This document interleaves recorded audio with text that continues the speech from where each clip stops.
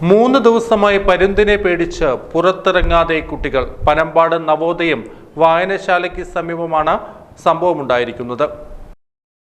പനമ്പാട് നവോദയം വായനശാലയ്ക്ക് സമീപം താഴത്തിൽ അജിത്തിന്റെ വീട്ടിലാണ് പരുന്തിന്റെ പരാക്രമണം. കുട്ടികൾ വളർത്തുന്ന പ്രാവിന്റെ കൂടിനരികെ പരുന്തിനെ കണ്ടപ്പോൾ അതിനെ ആട്ടിയോടിക്കാൻ ശ്രമിച്ചതു മുതലാണ് കുട്ടികളെ പരുന്ത് പിന്തുടരാൻ തുടങ്ങിയത്. കുട്ടികളുടെ കരച്ചിൽ കേട്ട് ഓടിയെത്തിയ സുജിത്തിന്റെ നേരെ പറന്നെടുത്ത പരുന്തിനെ കണ്ട് പിന്നോട്ട് മാറിയപ്പോൾ കാൽ മടങ്ങി വിരലിന്റെ എല്ലിന് പൊട്ടൽ സംഭവിക്കുകയും ബാൻഡേജ് ഇടുകയും ചെയ്തു. തലയിൽ പരുന്തിന്റെ കാൽ കൊണ്ട് മുറിവേൽക്കുകയും ചെയ്തിട്ടുണ്ട്.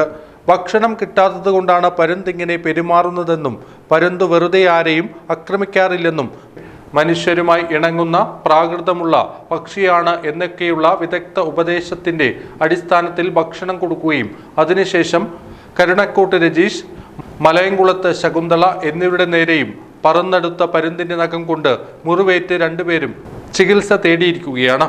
പരുന്തിനെ എന്ത് ചെയ്യണമെന്നറിയാത്ത ധർമ്മസങ്കടത്തിലായിരിക്കുകയാണ് അജിത്തും കുടുംബവും.